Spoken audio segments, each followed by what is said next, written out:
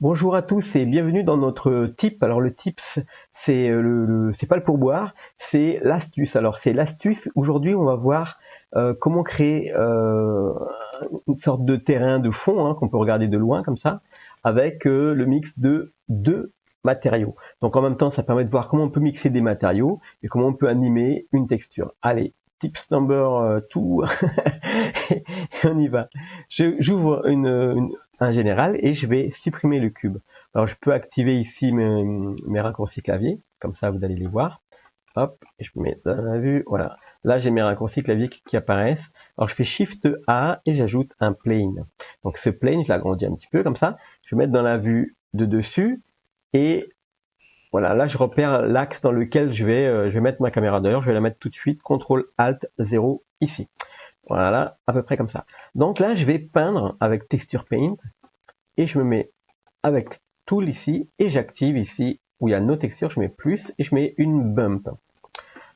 Voilà, par défaut, ça va commencer à gris comme ça, gris moyen et ça va aller vers les blancs et vers les noirs.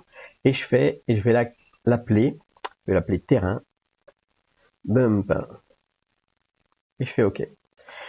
Alors première chose, on va ici, alors on clique sur terrain bump et on va ici pour sauvegarder notre terrain bump. Alors pour ça, il faut d'abord bien sûr sauvegarder votre fichier. Alors moi, je vais le sauvegarder, voilà. Vous voyez pas ici ma fenêtre qui s'ouvre, mais c'est la fenêtre de sauvegarde. Vous mettez un nom dans un dossier, vous le mettez dans un dossier et vous mettez votre fichier. Ensuite, vous allez faire image save as et hop, il va aller chercher normalement. Hop, ben, là il est pas allé. Voilà, le dernier dossier et vous sauvegardez votre texture avec le nom que vous venez de lui donner, donc terrain bump. C'est mal écrit, mais c'est pas grave. Alors maintenant, on va commencer à peindre un petit peu rapidement avec CTRL, on creuse. Pour l'instant, on creuse pas, on peint en noir. Et alors c'est une crique. Alors donc du coup, il y a voilà des espèces de coulées d'eau comme ça au départ. Et on va faire une petite presqu'île ici, voilà. Et donc, les couleurs blanches vont donner des élévations et les couleurs noires vont donner des creux. Alors, on va mettre tout de suite ici une texture dans Brush, ici, dans Texture, ici, il n'y en a pas. Donc, nous, on va créer ici une nouvelle brosse. On va prendre une brosse de type Distorted Noise. C'est pas mal, c'est joli. Et on va l'inverser surtout ici, vous voyez tout en bas, alors je vais agrandir, ici on va inverser ça, hop, et ça, voilà, comme ça. Et maintenant, alors, on peut changer ici le montant du truc, alors plus ou moins, la taille de notre map de texture, on va mettre comme ça, moyen, et là vous pouvez changer, il y a un proplet de, voilà, ça change de forme, Blender original, Voronoi 2, etc. Ok, alors maintenant, on va se mettre... la caméra, elle est où d'ailleurs? C'est pas grave. On va se mettre comme ça et on va commencer à peindre un petit peu comme ça. Vous voyez là, c'est du gris. Il n'y a pas de blanc pur, ça va pas jusqu'au blanc pur. Donc c'est pas mal. Et quoique là, c'est maximum. Alors, on va baisser un petit peu, pas que ce soit maxi. Pour bien voir la couleur ici, on peut se mettre en flat. Donc en flat, comme ça, on voit qu'il y a des parties qui sont très blanches, comme ça. On va les repeindre ici avec un tout petit peu de gris, parce que c'est pas bon quand c'est totalement blanc. Là, à la place de Tiled, ici, on va se mettre en random, et on va mettre du random ici. Donc on va peindre, alors, avec une texture comme ça, un peu grise. Et on va remettre ici un petit peu de blanc comme ça. Et on va remettre un peu de blanc par-dessus comme ça. On va pas aller à du blanc trop pur pour pas trop avoir des zones plates en haut. Et là, avec CTRL, ben, on fait moins. Ça enlève. Donc on va faire avec CTRL.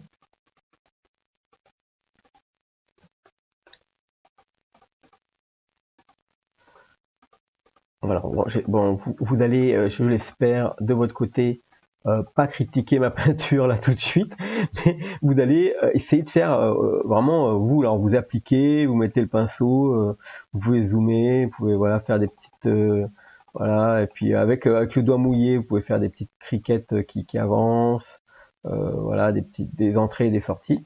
Et voilà, je vois déjà peut-être les critiques. Ouais, pas génial ta texture. Ok, en tout cas, c'est là, voilà. Et on a donc les élévations et les creux. Alors, si on regarde en bump, en mode comme ça rendu, on voit avec la lumière que donc on a nos bumps et nos creux. Ok.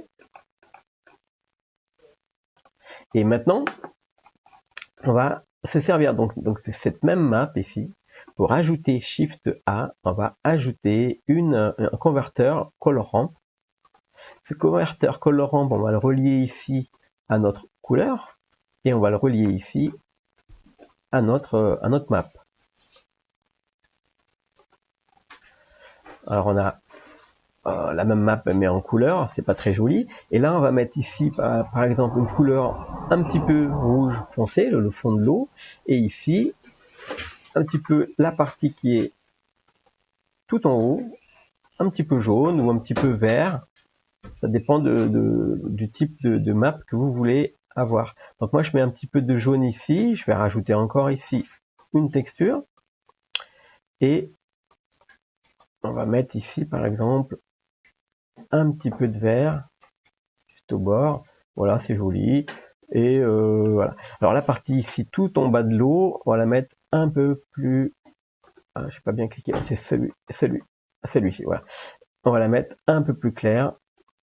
Voilà. C'est le fond de l'eau qui va s'animer. Très bien. Alors maintenant qu'on a fait ça, alors vous ferez mieux, hein. Et vous pouvez rajouter d'autres textures par-dessus pour faire des petits cailloux, des petites choses comme ça, hein. Donc là, maintenant, on a cette texture, cette map de mélange. Ma fille qui me dit que c'est trop foncé. Shift D, je duplique ici. Voilà. Et ici, alors, maintenant, on va s'occuper de la partie de l'eau. Alors, ici, je vais augmenter le métallique. Je vais remettre ouais. Je vais augmenter le métallique. Je vais baisser le roughness. Là, comme ça, on a les reflets.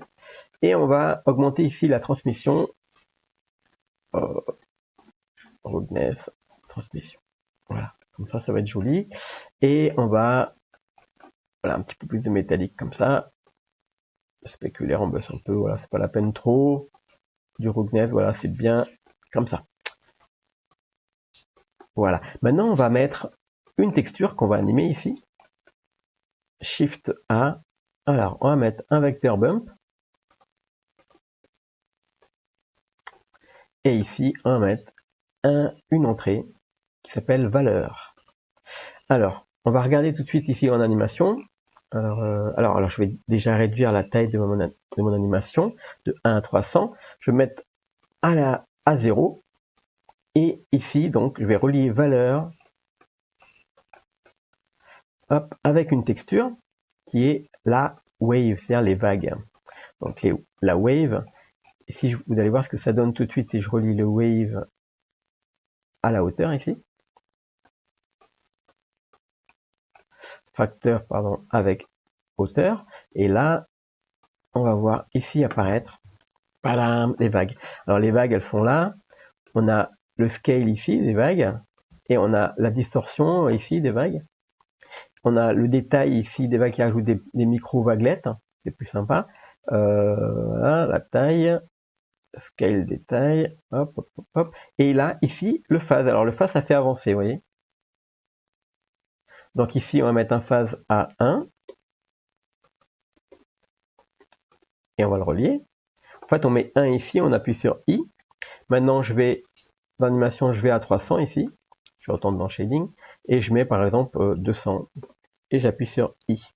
Donc là, maintenant, si je reviens, si je lance l'animation, bien voilà, j'ai ça. Donc ça avance. Ça crée l'effet des petites vaguelettes. Et donc, on a créé deux matières. On a une première matière qui est là, qui bouge pas. Une deuxième matière qui bouge.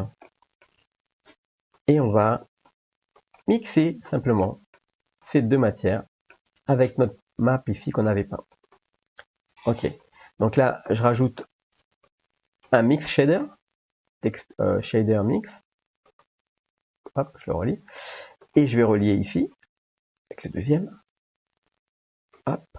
Et maintenant, je prends la couleur. Alors, on va attendre que ça vienne. On voit quelque chose. Donc si... Ouh, ça rame. Ok, donc si on le laisse comme ça, alors si on voit un maximum par ici, on a la première texture. C'est pas mal d'ailleurs. Et si on voit un maximum par là, on a la deuxième texture. Par contre, si on regarde, même si on en a très peu, en fait, il y en a même sur les rochers qui devraient être, enfin les rochers, sur les parties élevées qui devraient être au sec. On le voit pas bien, mais ça le fait partout. Alors que moi, ce que je veux, c'est que ça le fasse. Vous voyez ici, là, ça le fait ici. Moi, ce que je veux, c'est que ça le fasse uniquement avec l'influence que moi j'ai peint au départ. Donc là, hop, on le relie à notre map d'influence et on aura, tadam, eh bien, juste, il faut inverser donc nos deux textures ici, nos deux matières, pardon. Tac, on les relie, on les change de sens et on aura. Alors, là, ça marche. Par contre, c'est un petit peu trop puissant. Donc ici, on va mettre Shift A et on rajoute ici un converteur color ramp pour ajouter du contraste. Et on va faire du contraste pour raccourcir la partie où il y a l'eau. Donc vous voyez ici, hop, tout de suite on fait réapparaître.